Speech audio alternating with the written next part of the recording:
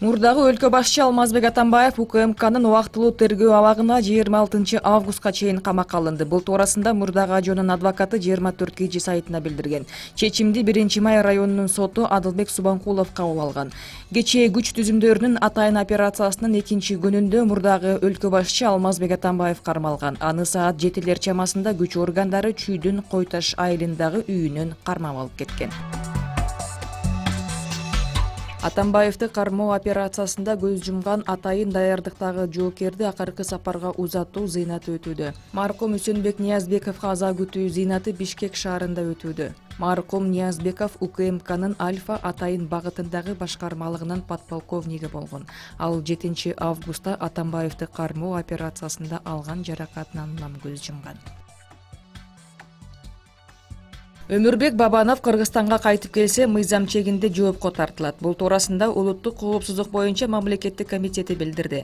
Маалыматка караганда, УКМК Бабановго карата козголгон 2 кылмыш ишин иликтеп жатат. Алар Ош шаарындагы Амир Темур Кичи районунда провокациялык маанидеги сүйлөгөн фактысы боюнча, экинчиси бийликти күч менен басып алуу жана массалык башаламандыкты даярдоо боюнча козголуп, учурда токтотулган кылмыш иши деп айтылат маалыматта. УКМКдан кошумчалангандай, азыркы учурда биринчи кылмыш иши боюнча тергөө иштери уланууда. Бүгүн Чолпон Ата шаарында Евразия экономикалык биримдигинин катышуучу мамлекеттеринин өкмөт башчыларынын катышуусунда Евразия өкмөттөр аралык кеңешинин мааракелик жыйыны өтөт.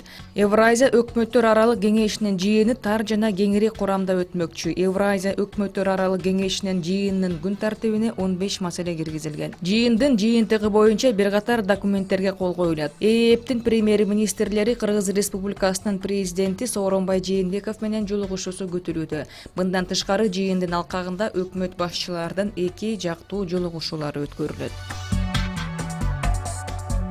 Россия Федерациясынын премьер-министри Дмитрий Медведев Евразия өкмөттөр аралык кеңешинин мааракелик жыйынына катышуу үчүн Кыргызстанга иш сапары менен келди. Бул туурасында өкмөттүн аппаратынын маалыматтык камсыздоо бөлүмү билдирди. Тамчы айылында Ысык көл эл аралык аэропортунан премьер-министрди Кыргызстандын вице-премьер-министри Замирбек Аскаров тосуп алды. Визиттин жүрүшүндө Дмитрий Медведевди Кыргызстандын өлкө башчысы Сооронбай Жээнбеков кабыл алат.